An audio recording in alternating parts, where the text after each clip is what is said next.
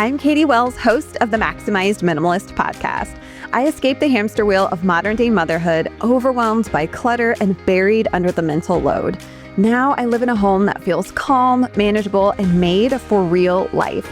I have margin in my days, energy for who matters most, and time for slow mornings and silly dance parties in the kitchen with my family. With over 5 million listens, the show has helped women around the world turn their homes into their happy place. Around here, we simplify for more peace, more presence, and more joy. We choose grace over guilt and progress over perfection. And we believe your home should give back more than it takes. I'm here to help you do the same. Come along with me and my guests as we share the real stories, habits, and strategies that help you lighten the load from the inside out. Pull up a seat, friend, and let's do this together. Ready, set, simplify. If there's one space in your home that makes you feel behind every single day, it's probably your garage. I know this feeling oh so well. I was exhausted by it when I left in the morning, and I was re-exhausted by it when I pulled back into the driveway at the end of my busy workday. And every time I'd go, oh my gosh, I need to deal with all that.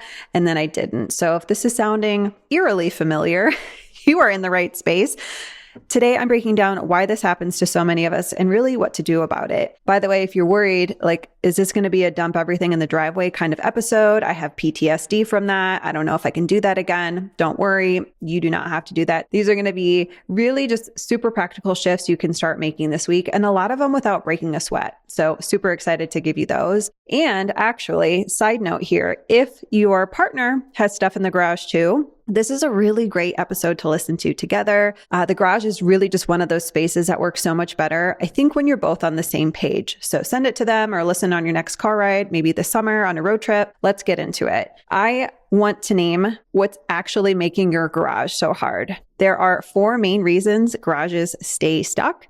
And once you see them, the path forward truly, and I really mean this, it gets more clear. I'm not naming these so we can commiserate and sit in them.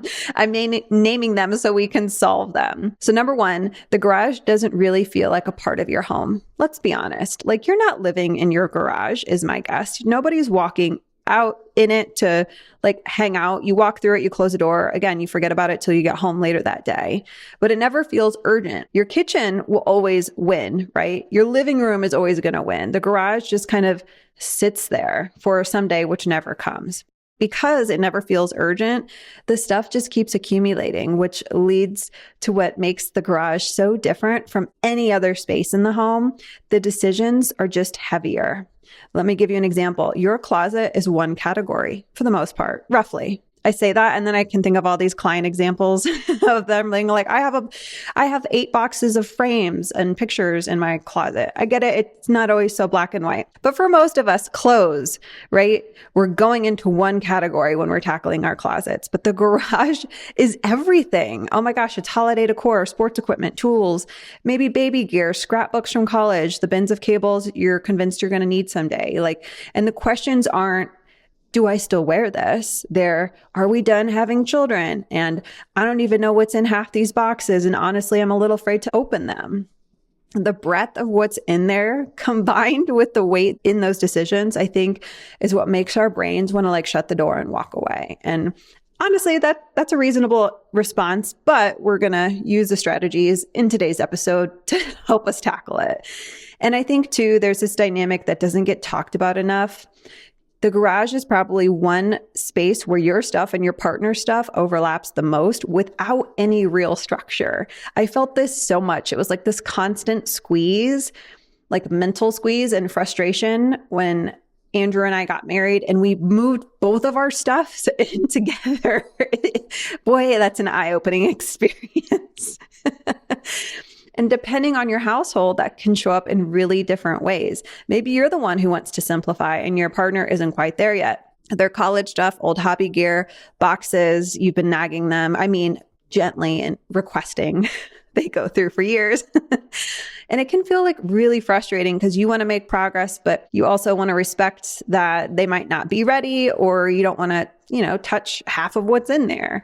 Or Maybe your partner uses a garage as an active workspace. So many of my one-on-one clients and I like cross this bridge at some point. They have a partner where it's like their projects, there's tools out, there's things in progress. And to them, it's functional. It makes sense. It's their workspace. But to you, it's like a space that's never going to be quote unquote done because there's always something mid-project sitting out. And there's this constant evolution of messes and stuff and everything that comes along with that. And here's what I've learned related to this, right? Both of those perspectives are totally valid. The person who wants calm and the person who wants function are not actually in conflict. They just need a shared concept to work from. And I'm going to share one later in this episode that really changed so much for Andrew and me. So hang tight on that. And the last piece is this. While your garage sits stuck and growing with clutter, 20, 30, 40 years of clutter plus new clutter, your family is still growing and changing. I saw this in my own home when my boys shifted from like indoor toys like Duplos and blocks more to outdoor sports and toys, bikes and helmets and gear. I suddenly needed to find and create space to my already cluttered garage for things that they needed to access. But the garage was still holding on to the baby stuff and things from a version of our family that didn't exist anymore. So the space was kind of stuck in the past while like we were trying to like tow it forward. And that tension you feel every time you walk in sometimes is that gap between, you know, like your past life and who your family is today.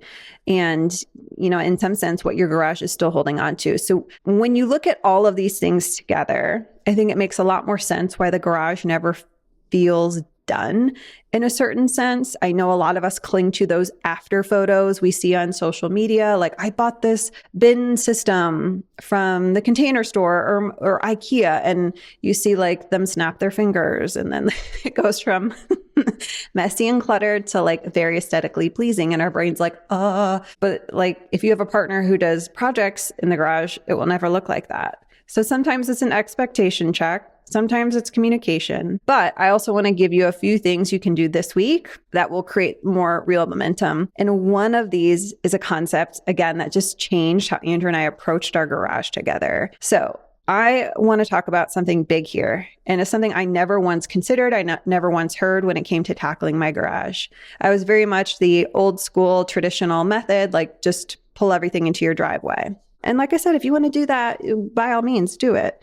But I think the biggest mistake I see, and the one I made for years, is jumping straight into decluttering. And that's fine. You're still going to move the needle.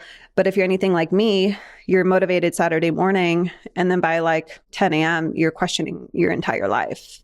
It is a disaster.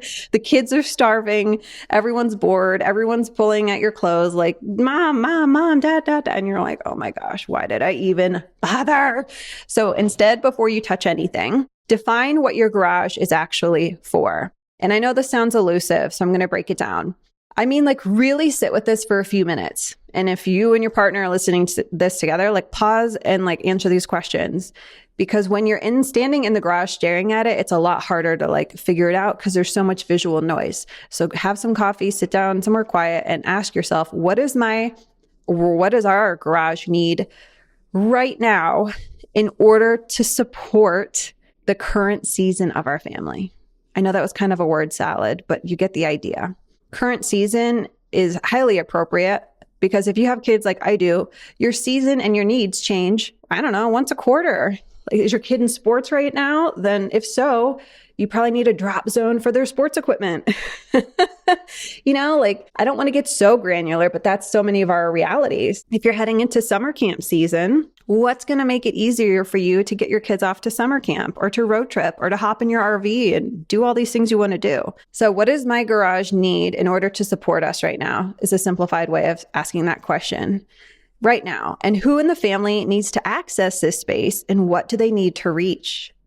I never once asked myself that question. I just looked at after photos on Pinterest. Yes, I know I'm dating and aging myself. And I was like, oh, I guess I should just do what she did. All right. Do the kids need to grab sports gear on their own? Does your husband need tools regularly or your wife? What gets used daily and weekly versus monthly or once or twice a year? And I think another honest one here, what's in there that doesn't belong anymore? Ooh, what should have been donated a long time ago? What's been sitting in a box that you've been avoiding?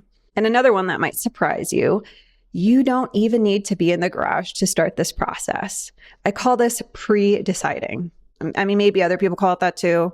I just thought, let's just call it what it is. A lot of the pre-deciding can happen from your kitchen table with your cup of coffee by answering these questions. So think about the categories of things in there that you already know have been sitting in limbo. Some of them for 10, 15, 20, 30, who knows how many years.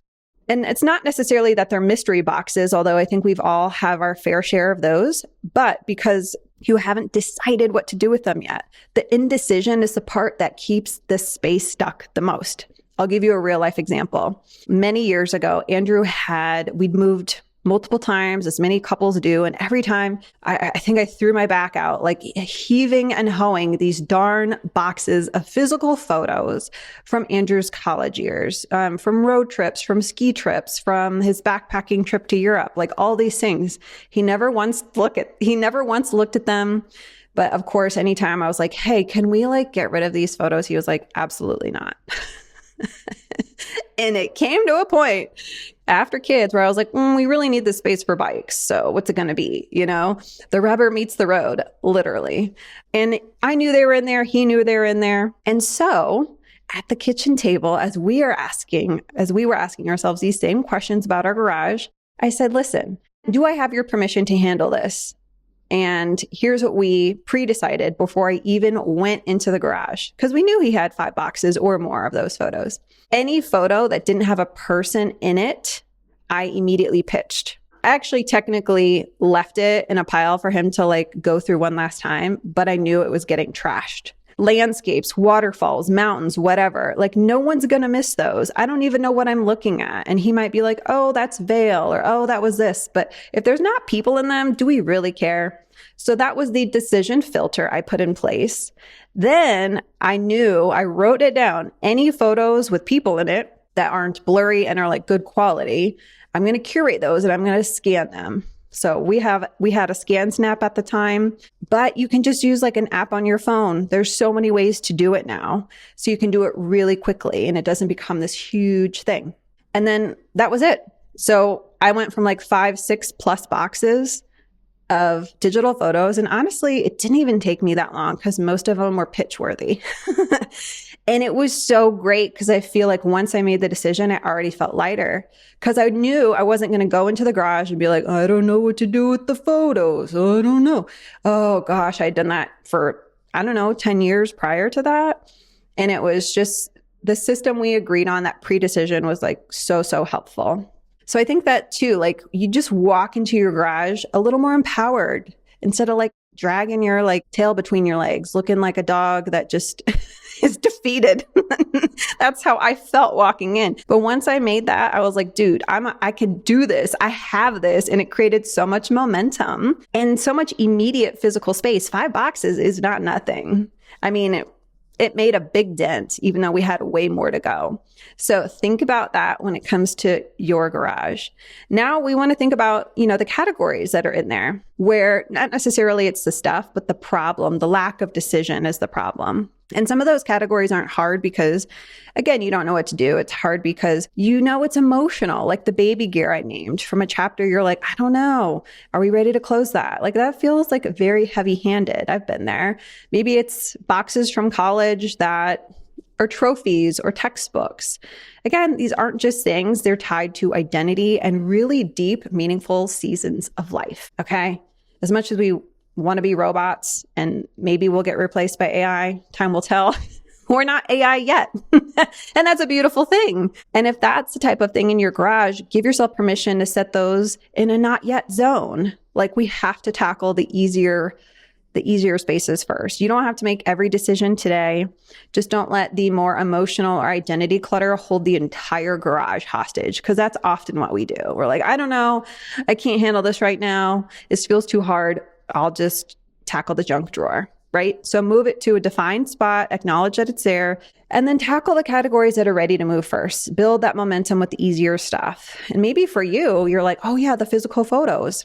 That's an easy one, once you decide how you're going to move forward. It's almost like when you get to the top of a mountain and you've been pushing this boulder and you're right at the precipice, you're right at the peak, and then all of a sudden the boulder starts rolling downhill. It was just like that last tip, and then it's like full speed ahead because you have so much clarity. The reason defining matters so much, by the way, is that it lets you pre-decide before you even open a box, and you walk into the garage with that filter in place instead of standing there holding something going, I have no idea what to do with this. And once you've defined the purpose, the next thing that helps is to zoom out and think in categories instead of individual items, right? There are probably hundreds, if not thousands of things in your garage. And if you try to decide on each one, your brain's going to tap out before you finish the first shelf. But when you zoom out and think in categories, again, we hinted at this earlier, sports equipment, holiday decor, tools, lawn and garden, seasonal, donation pile, you can suddenly see what belongs together and also what's taking up way too much room and what shouldn't even be there in the first place. So maybe some of that stuff belongs inside the house.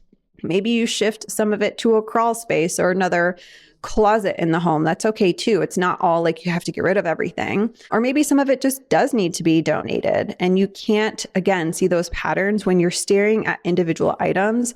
It's more helpful to see like when you zoom out and take like a 15,000 foot view. And once you've identified what shouldn't be in the garage anymore, take 5 minutes, figure out where it's actually going. The garage, I will say, it tends to have stuff that's harder to get rid of than a bag of clothes you can drop off at Goodwill. Ever not known what to do with old paint cans? What about those old chemicals? We just fumigated our basement last fall and had all these leftover cleaning chemicals. I don't plan to get mold again. They weren't necessarily expensive, but what do I do with those, right? And by the way, I'm going to tell you right now, go to earth911.org. This is not sponsored. I use this website constantly. You just type in your zip code, you type in the exact category of what you're trying to let go of, because we don't just want to add this stuff to the landfill. Like our poor little, we want to leave the earth a better place than when we arrived. So enter your zip code, pick the category, whether it's old paint or old electronics or whatever. And sometimes you can schedule pickups, but it'll let you know in your local area, at least in North America. I don't know, all my Europeans, you'll have to let me know. And it tells you where to go, where to take stuff. And sometimes they pick it up. So it's like super, super cool. And so this few minutes of research, it's kind of like me deciding what to do with those physical photos, right? It completely removed friction of tackling and just moving forward.